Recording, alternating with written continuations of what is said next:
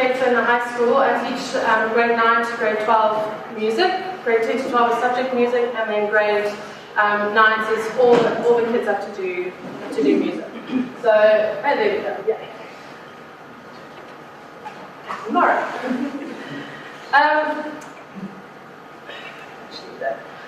I was thinking about this the other day. Have you ever wondered why, in front of all the Apple products, most of it starts with an I, iPod, iPad, and so on?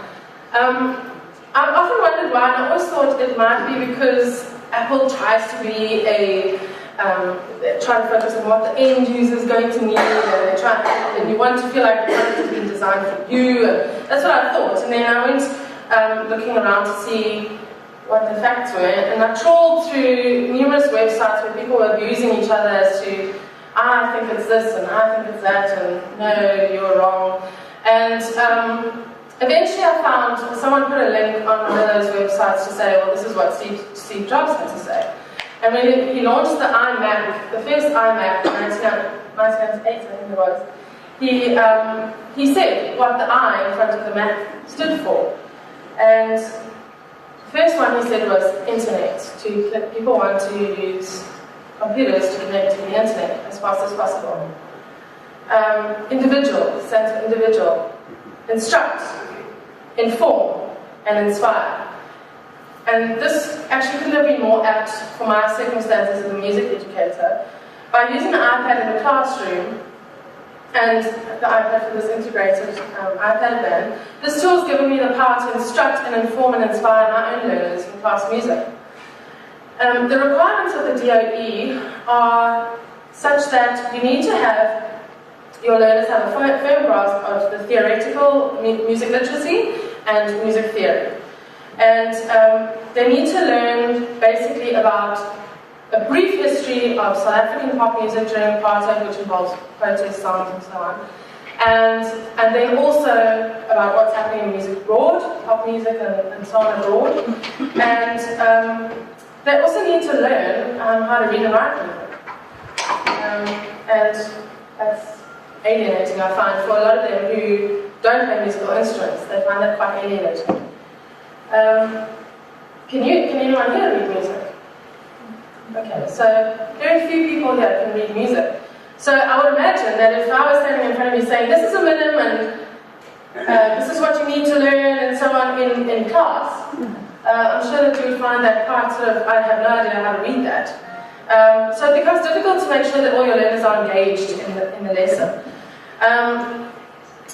And so I think that sometimes they're a little confused. I need to help them out a little bit.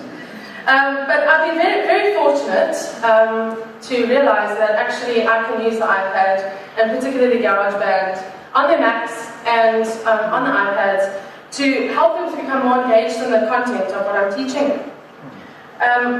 And so therefore I find that a lot less learners are alienated by the subject.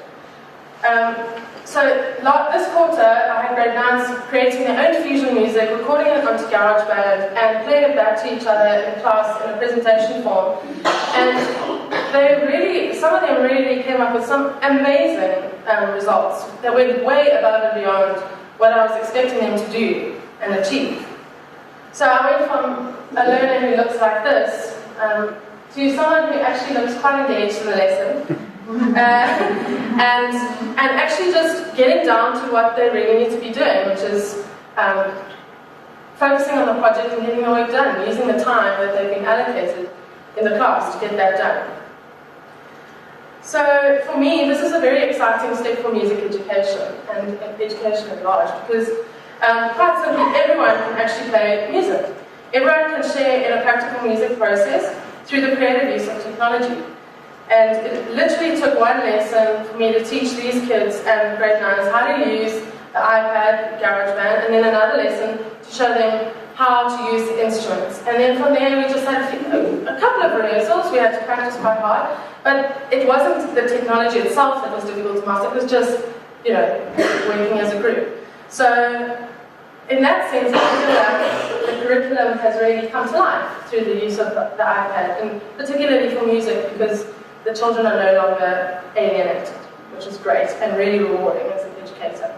Thank you very much.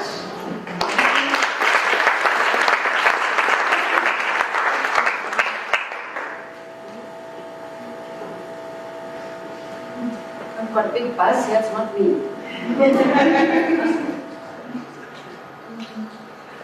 Right, just going to go back.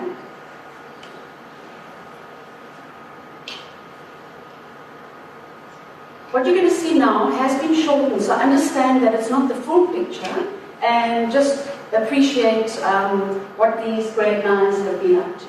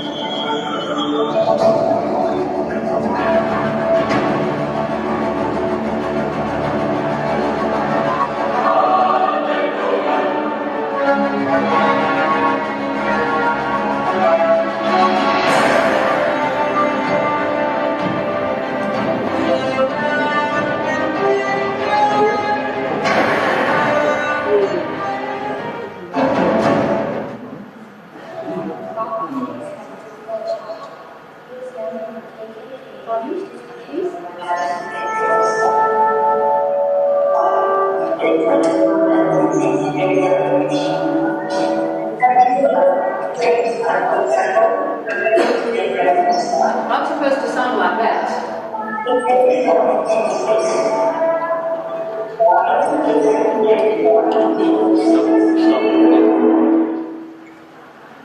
Oh, that one's better. I can hear that.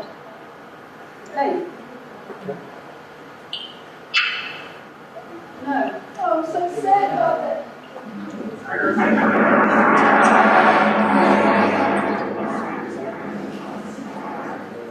No, it's not actually, we can't hear the voiceover. But I don't know why that happened, but what is actually amazing is what these children have done with the tools available to them. They're in grade 9. And Rob Shaw's going to speak a little bit about that just now. Okay, my name is Jane Mackenzie Hoskin, as you can see there. And in the front row here are 7 teachers who I've been so privileged to work with. They've been absolutely amazing. And it's been incredibly rewarding working with them. They are not only amazing, they are very daring teachers. They've really taken chances, and I think they've paid off. The dedication that I've seen and the use of technology, not only for their own means, but allowing the learners to choose their preference when it comes to technology, has really, really opened up the world to creativity at Parklands College. This combination of teachers who are willing to take chances, the technology, the children who are creative, has really resulted in these amazing projects. The process that actually is involved to get to the end product has actually deepened their learning and their thinking and their approach to the topics. We are, as you've probably heard already today, a Lighthouse school, and one of the few Lighthouse schools at the moment. And a Lighthouse school has been identified by Apple as a school that uses Apple technology extensively and integrates it into the curriculum.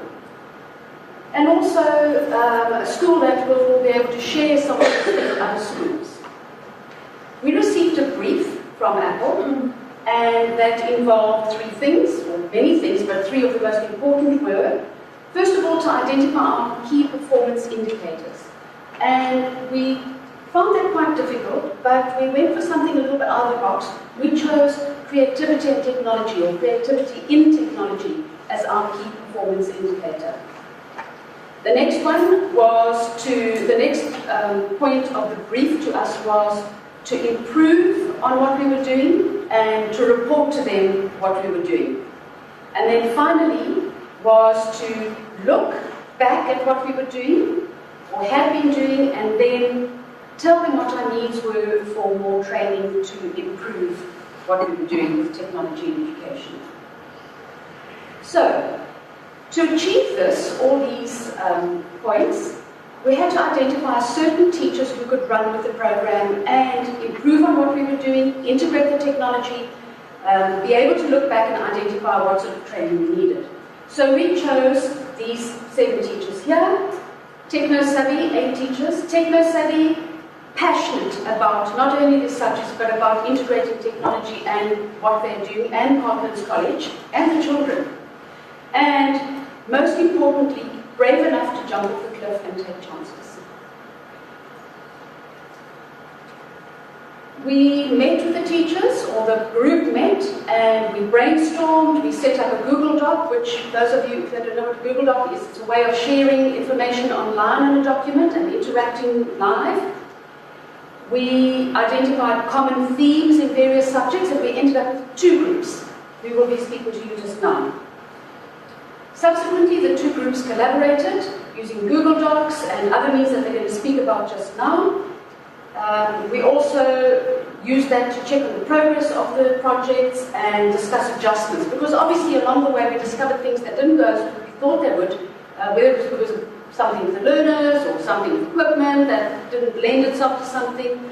We adjusted as we went along, which I think is a very, very important element when working with technology. You cannot say, we're going to do this and stay close to other options. Look around for opportunities and grab them and use them and integrate them.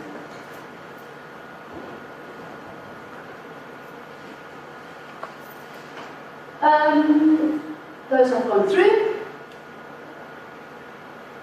So, this group of teachers, I'm a little bit possessive about them, I must admit. And they worked incredibly hard to work to get us to this next level of creativity through collaboration between themselves and through the integration of technology.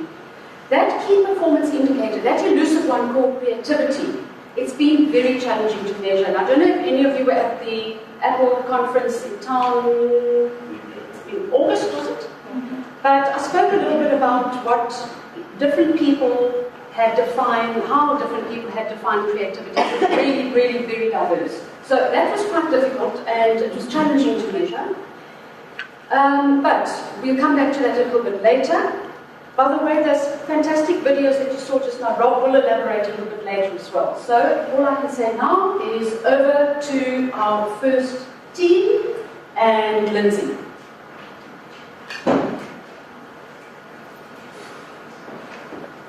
Right, good afternoon everybody. I am the life orientation teacher here at Parklands College.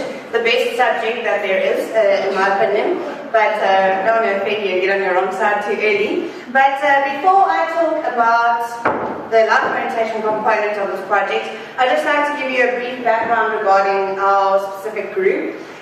Essentially, we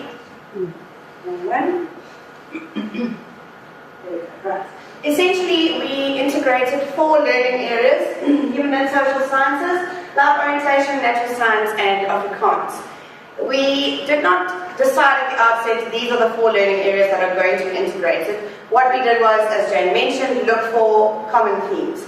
And we discovered that there was a theme of human rights that very clearly linked life orientation and human and social sciences, but we needed to integrate some more learning areas. And so, although there was some measure of natural integration between LO and HSS, we then took it a little bit out of the box and saw how we could integrate other learning areas and managed to draw that theme of human rights through to the other learning areas, which the other educators will elaborate on. Essentially, this project would not have been as successful as it was without communication. We communicated face-to-face. Apologies. Right. We communicated face-to-face, which is obviously very important. We can't take that away. Then we used various other technological applications and means to make sure that we were all on the same page regarding this project, to share ideas, to encourage each other, and obviously the technology made it easier within our busy schedules where most of us are teaching for most of the day to still have a chance to communicate with each other. Then the pieces of our project we put together in an incredible application called Timeline, which we felt was almost tailor-made to the needs of our project, which of course it wasn't, but I guess it had the same kind of thing in mind. Essentially, with Timeline, we were able to put in a visual representation all the different elements of the project. And with the different learning areas that were integrated, it enabled us to have one place where we could put all of our material that we were using, where we could put everything in order and have the bigger picture in mind constantly. Take a step back and look at it. And as you will see shortly, it's a very nice visual representation which can be used in the classroom. And with teenagers that love visual stimulation, it worked really well. I'm sure you'll be seeing it shortly. Now, there we go. So, if we go into the 3D view of this timeline application, you will see that in actual fact, you can switch between various points on a historical timeline. It doesn't have to be historical, it can be any sequence of events. And what we did was, we then embedded some of the videos. For example, this one that we showed the learners as part of the introduction in life orientation. Human rights is, geez, that's a good question. And it obviously carries on. But we then linked it to certain historical events and embedded some of our work that we showed to the learners and that the learners were able to access. So essentially it proved to be a very useful tool to give us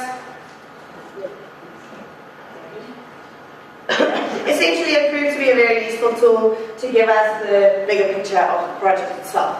Then in terms of the life orientation component, we began with laying the foundation of learners' knowledge on the topic of human rights. So the first thing that we did was your good old brainstorming, where I asked the learners, what are rights? What do we know about them? Can you name some rights? And then we moved on to the video clips, as you saw in the timeline, just to give them a background, some historical knowledge, etc., represented in a different form other than their teacher's voice that they hear every day. And we then moved on to a keynote presentation, which I put together, which then localized the topic of human rights to South Africa. What does it mean that we live in a democracy? What is our constitution? What are our rights in the constitution? What are our responsibilities that accompany those rights, and how does it actually affect our lives? The learners were then given the opportunity to internalize their understanding of human rights in writing individually poems depicting one of our rights that we find in the Constitution. So they then had to creatively, and with the use of technology, their MacBooks, etc., basically depict what they understood that right to be in the form of poetry. And of course, with the diversity of learners, we got some very diverse poems. Then the final element of the life orientation component of the Lighthouse project was the presentation of a national day or public holiday movement. This is part of the life orientation curriculum, well it all is, but they are required to learn about and celebrate a national day. We took this a little step further in that they had to make a movie clip explaining the importance of the national day, the historical origin, using South African music and making it really authentic. And I was honestly blown away by the quality of the learners' productions. It really showed that they had grasped a deep and rooted understanding of the human rights issues. Just the choice of things like music, the bringing across the emotion of these historical events, interviewing people, all of that brought it together so excellently. And I will leave you with a very, very shortened version of one of the learner group's National Day tasks that they did on Freedom Day. The people of South Africa and the world who are watching, who stood with us through the transition. South Africa's heroes are legends across the generation.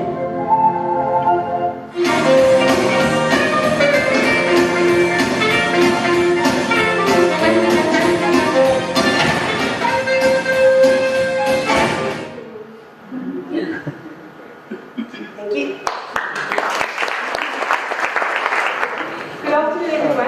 we wrote, I'm the natural science teacher, and in keeping with the theme of human rights, I had to think of how I could use knowledge that we're going to teach in science, and also wanted to build on something that the grade 8, well, these are grade 9s that they did last year, grade 8.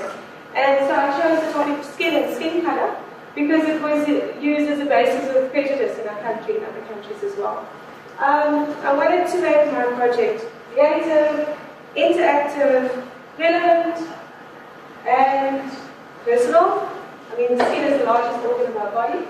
And collaborative, so it's kind of good collaboration between myself, the kids, each other, and between ICT and natural science. And then what I liked about my project was paperless. Okay. So I just want to, there were two assessments that I got out of this project. One was the comprehension that they did, I'll show you that in a moment. And then finally a pamphlet, and this is one of the examples, that was done, a virtual pamphlet, again paperless. And then I gave a mark for areas for a comprehension, but then the pamphlet was marked by myself, and then a different mark for ICT. So that was collaboration. The process that I went through, first of all, this was my creative way of presenting the structure of skin and just, finding the structure. So I put together what they call an interactive keynote. And I'll show you how it works in a moment. After that, we had what we call an e-day. We learners had the option of staying at home, accessing their work from home via the internet.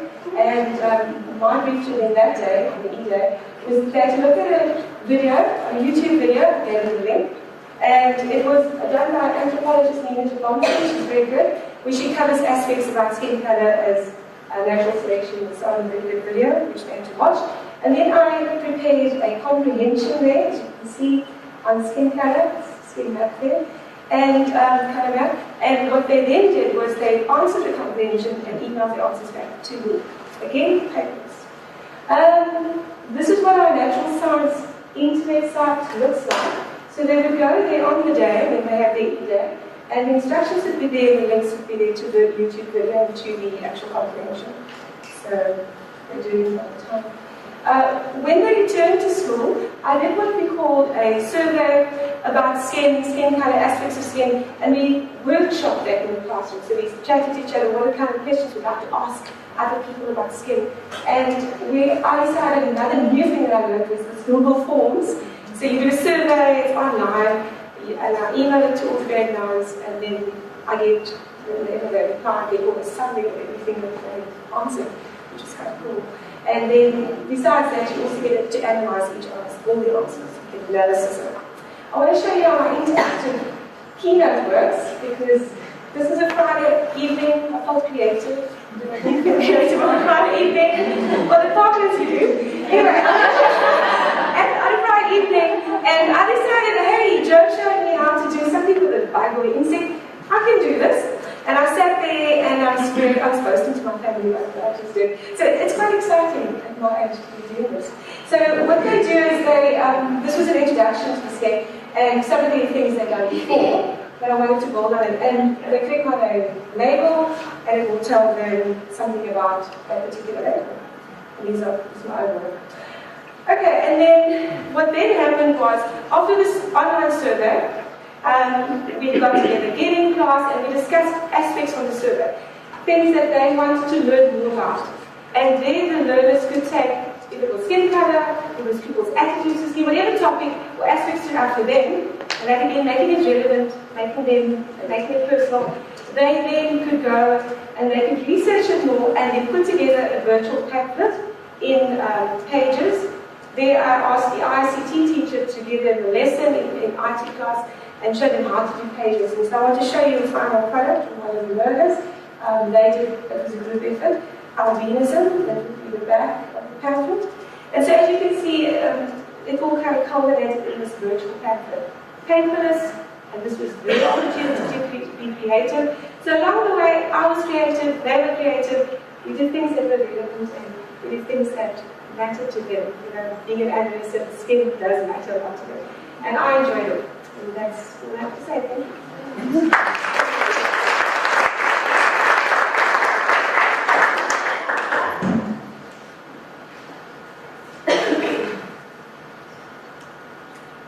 Don't think. thinking is the enemy of creativity, and it's lousy.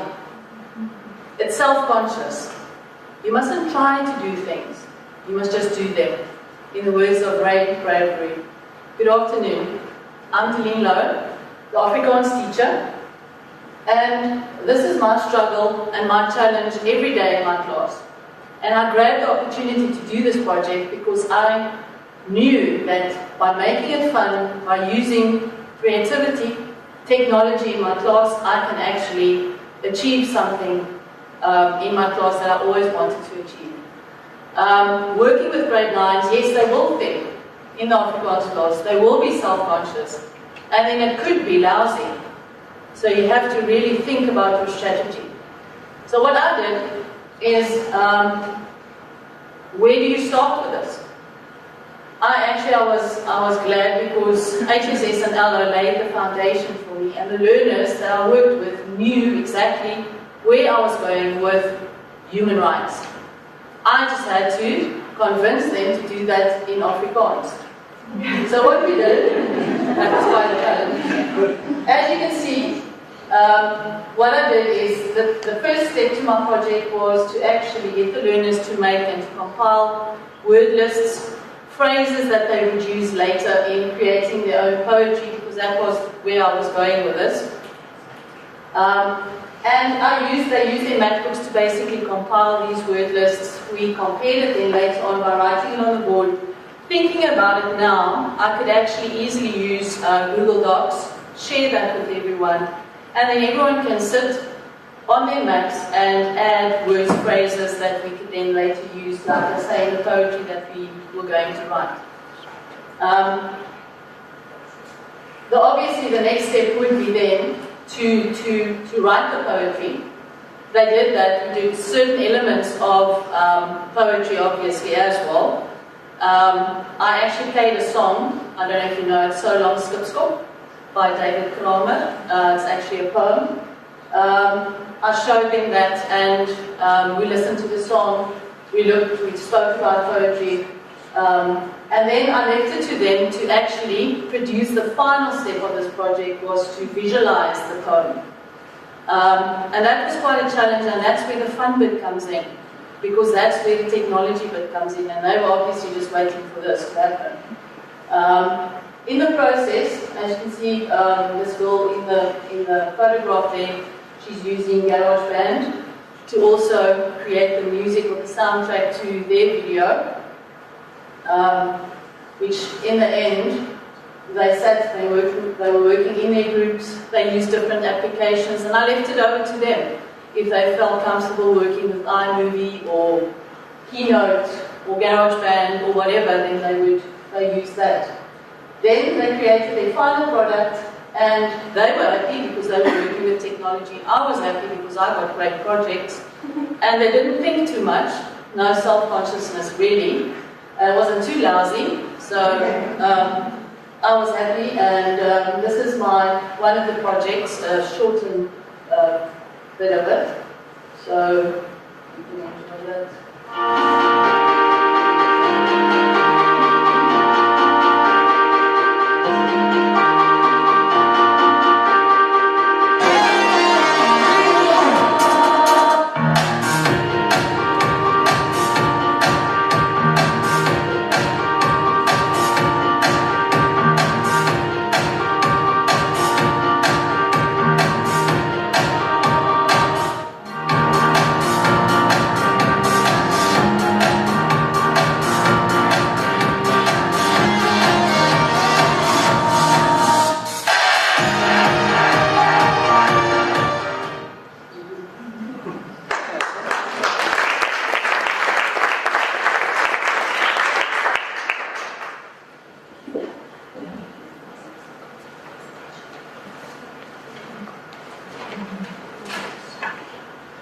Okay, good afternoon. My name is Rob Shaw, as you heard but did not see.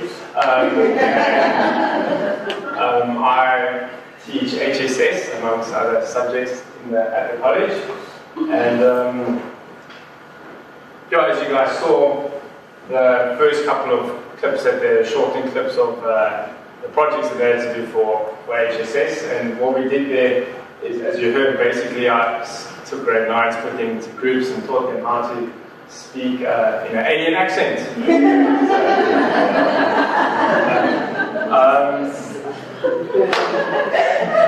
As you saw, the intro clips were basically just some of my learners' projects that truly, and I mean that with all sincerity, went above and beyond what was required of the task that they had to perform. The question though was, why go so far beyond what is required? Especially nowadays when they've got to produce stuff. They just want to get projects up. But I really found that it was kind of a mixture, whether they had a good subject, tick, had a good teacher, tick, but also they had a creative use of technology. And honestly, it's a combination of all of those that I found really just makes the perfect mixture.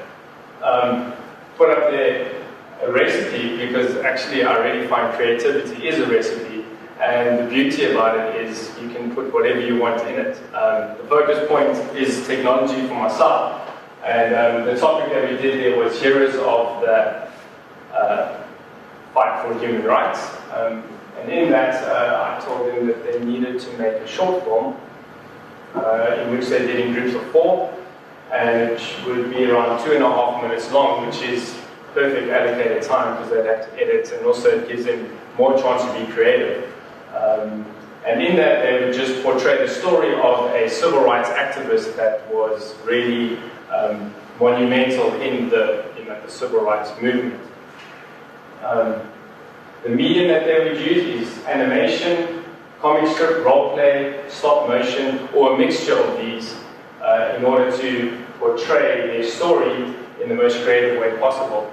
The beauty about this is I also have it now as an example to show classes and years to come of what the story is that we actually learned in grade 9. So it has become an educational tool as well, which I find really useful. The result is a stimulating project with creative work and fun quality projects. When given the freedom and creativity through technology, obviously, to use what they enjoy, I find they have fun, which I believe takes learners above and beyond what they actually need to do. Personally, I've experienced it, and through the privileges that we have at the college, I think our learners have only got benefit from that. So, those are what we kind of went through, and thank you very much for your time.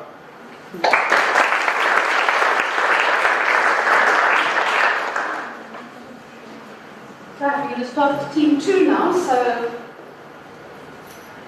off your seat and come along. Okay, good afternoon everyone.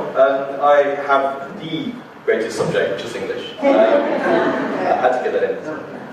Yes, so I was going to sort of start build the context of the subject that we're going to be doing. And again, it's using technology for creativity and all the wonderful things you've heard already. It's about making it fun and making it cool, and then the battle's already won. So you've got them engaged, and then they'll do absolutely anything to help you. Okay, so I focus mainly on vocabulary and poetry, and the main elements of this were synonyms, parts of speech, and punctuation. And for poetry, it was rhyme schemes, assonance, and creativity. They're actually getting to. It's all about imagination, creating their own things which they can build value onto. Right, so lesson 1, it's all about, they have all these, as you've heard from everybody else, you've got Macs, you've got cell phones, you've got iPads, you've got everything. So it's all about building the context of what will facilitate really good learning, and technology really is the way for that, because they enjoy it, it makes them better, it's efficient, it's brilliant. So this is what I went through the first part. Okay, everyday technology. So basically I said, okay, what sort of things do you use? What do you use the most? And they were saying, arduous things like cook out the oven. You never cook. You obviously, it's probably a test. But they did a variety of various things like this. This is an idea that I thought, now do you use that? Is that a very helpful piece of technology? Unless, of course, you're from England, and actually that's invaluable. So there's that kind of idea. And then another one.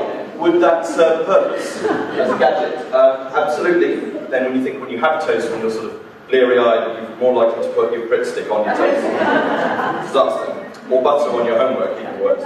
Yeah, so here are another few ideas. Again, getting humour in there. Humour is also very cool, and technology helps you do that fantastically well. And it's such, huge ease. So the first part, I wanted to sort of develop, further expand their vocabulary. So I sort of focused on contextually bound vocabulary. So we have hits, rabbits, we'll hear about that later. Sort of technophone, host, icon. So again, if you think hits, it's not physical contact in this case, it's visits to a web page. So there's always branching out a little bit more sort of deeper thinking. So I asked them, right, I want you to write down synonyms from your heads. You're not allowed to use text and so on. And they had to write down the synonyms for those items. They could be colloquial, so some of them do get progressively trickier. As you may be thinking, is there sort of synonym for technophone, and then what does that actually mean, things like this. Then to test them that they really had done that correctly, I asked them, I gave them an article on Mark Zuckerberg and how he made his billions. And so again, they're interested in Facebook, they use it all the time, and so that's what I was sort of aiming for. I wanted them to use things they're interested in order to sort of say it to me. So the article contained, it had 6 slots where the words could go in. So they had to not put the words I gave them, but the synonyms. So again, I was assessing their degree to how well they'd done it. Because if the sentence still made sense, then they correctly used the best synonym available. Like that. Okay. Next, I went into Facebook statuses. Now, I gave them a few varieties of my own, which I found on the internet. Like this one.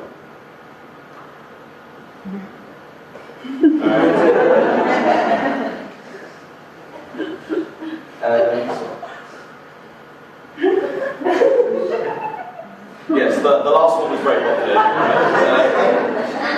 Yes, now, when I did this, so I gave these examples, and I said, right, we did parts of speech the previous term. I said, right, but a revision, break this up, what is I? Pronoun, but auxiliaries, prepositions, where are they? So they actually had to identify them as a whole. And they thought, okay, cool, but they started realising, it's quite good fun. And then I said, right, everyone get out your cell phones, and they all started panic attacking us, asking us to get out our phones as opposed to put them away. And then I said, go on Facebook. At that point, a couple of them passed out, I think, shocked. And then I said, okay, now go onto your Facebook page and find about 5 Facebook or statuses of your own. It could be funny, it could be weird, and I want you to write them down. And then they were sort of trying to get key in what I'm trying to get at. So after they wrote a few of these down on their Macs, then I said, okay, now you've got to identify the parts of speech yourselves. So again, then that's individual assessment then. So we're progressively getting harder, you see. So it starts off being a bit of revision, now I'm assessing them individually. Yeah, so that was quite fun. Then I came up to the idea of Facebook itself. I said, have any of you ever tried to leave Facebook? And some of them thought, why, sir? These blank faces. And I said, well, it has happened. I don't know if any of you have tried it, but they email you and they really hassle you terribly. So I thought, right, let's have a little go at that. So you see the poem here. These are just a couple of stanzas from the poem I picked, and it shows the conflict of someone trying to leave, trying to regain it, then being pulled back, which is, it's great fun to look at, and they're lots of fun. And then, so we did this one, we focused on the rhyme. So on this one, you can see I sent them all the poems their backs, and then they had to highlight all the rhyming words, just to get, again, stepping stones, small stepping stones into the concept.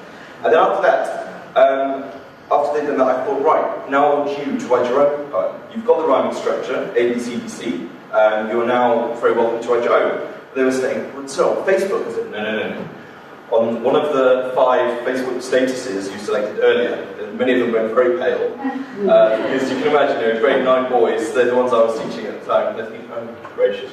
And then they actually had to create their own poem based on a rhyming structure of their choice. And this is an example of that such poem. And you'll hear a little bit more about what happened to the poem later on. Thank you very much.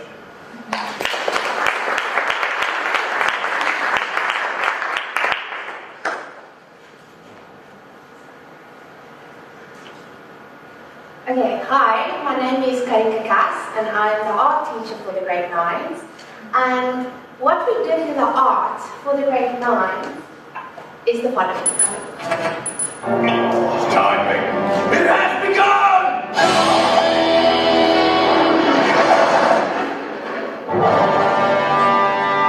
My fellow emoticons, today will be a true test of your character. I can tell some of you are worried, some of you are scared. Well, I'm angry! But I want each of you to remember this moment, right now, the moment before you will express a feeling that could not be conveyed with text alone. Okay, so that was the introduction. And then, in the visual art, we looked at art elements first. And the one that stood out was shape. So, we looked at all kinds of shapes. And then we took it to we took it to icons, and we explored icons and self-portraits as a subject matter. And they explored different types of emotions through art. How do we express emotions? What type of emotions? And how can we bring these two together? So, that was where we were heading at. And then, so the first action was, they took photographs of themselves in photo booth. This really cool, awesome, amazing, on the map where they can play with effects and make themselves look like chipmunks, and they really had a lot of fun with that. It's also good for building your self-esteem. Many of them are self-conscious about themselves, and when they make fun of it, then it's not so personal and not so difficult for them. So they took the photographs and they translated them into a drawing. So they also practiced the skill of drawing, and then they made their own emoticons that looked like something like that. And it was original and authentic, nothing to be copied, which is quite important. And each one looks different, and that's what we want. Okay, and then we brought My standard, my goal, my hope is perfection, yet I am met with regret, criticism, and rejection. Do not be afraid to fail. Success comes when you pursue. Do not compare yourself to others, because people never make mistakes, never do. No one said that will be easy, but said to give it your all. You can't keep hiding under covers forever. Success comes with a rise and a fall. So we took a poem that they wrote themselves, they took their emoticons and they brought it together. And that was a great learning experience. Now over to Miro.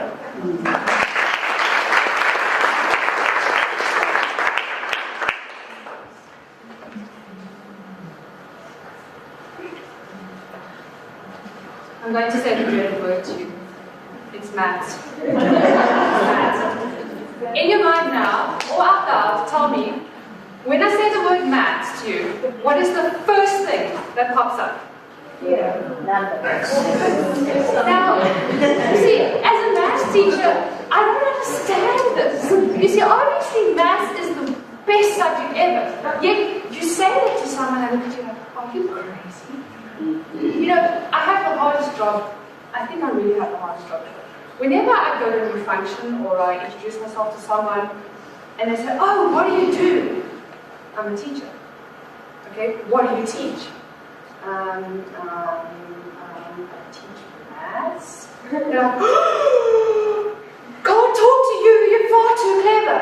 No, we're all normal people.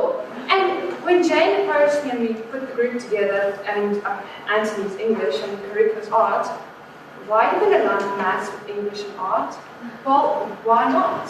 You know, who says because maths is an analytical subject, whereas English and art is a creative subject, why do you have to separate them? Well, you don't. First of all, yes, maths is a challenge. Okay? It's what it is. You know, when you stand up in front of class and teach maths, you yourself have to be confident about what you are teaching, and you have to know 5 different methods for the basic method that you actually show the kid. You know, in April I spoiled myself and I bought myself an iPad, and I think it was the best buy that I've ever bought, literally. And I stood at the back of the house and thought, I'm going to amaze my kids. I'm not going to stand and I'm not going to use a whiteboard and a whiteboard marker, and I'm not going to teach them the convenient the normal way. So I stood at the back of my class, and using the library program reflection with my smartboard, I stood there and I started writing on my iPad the lesson for the day, at the back. All the kids were wondering, first of all, why is Ma'am not behind the desk? Why is she standing at the back of the class? Why does she want to write on her iPad? And where's the text coming from? It's coming from my iPad. I'm writing with a pen, I'm teaching that way. So that is how a maths teacher can be creative using technology and impartial. Well, how do I link in English and art and the wonderful projects that they've done in the English and art? Well, you need a main project to bring it together. So the project brief is the English department wants to publish an anthology of the Facebook poems, like the poem that you've seen with voiceovers and emoticons. They want to have that in an iBook, and they want to use that iBook for future years to come, or for future reference, or they want to give that iBook to the learners to use for the rest of the term. Well, you can't just randomly put an iBook together and hand it out to the learners. Or maybe you can if you want to do that. But what is the principle behind a book? Well, if I'm holding, imagine this is a book, if I'm holding a book, a physical book, what's gone into making this book?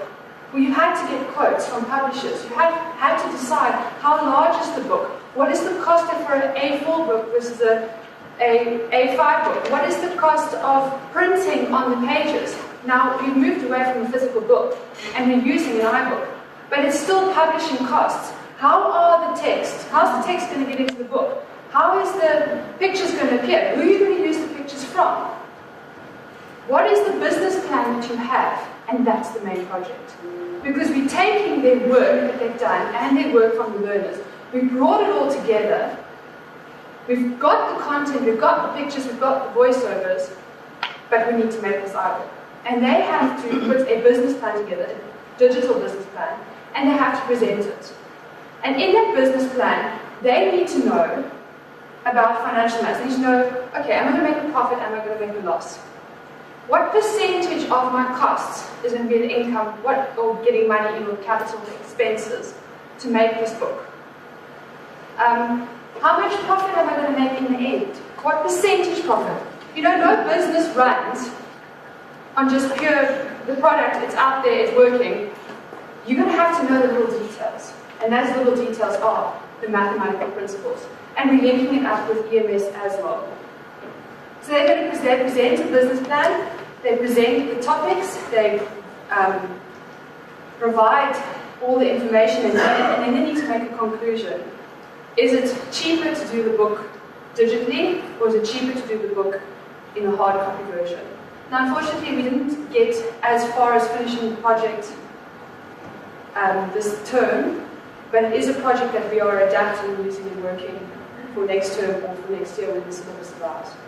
And it's one thing that the kids can have a final conclusion to what they've done for the English and what they've done for the art, and they'll actually have a final product on their iPad or on the MacBook. That's it.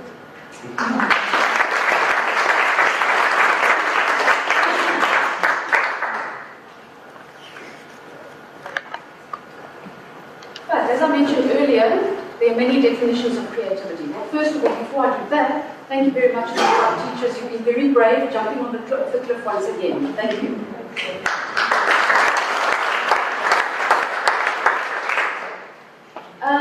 You've all done this at university, Bloom's taxonomy. There are lots of varieties of Bloom's taxonomy which has now been adapted to digital teaching and learning.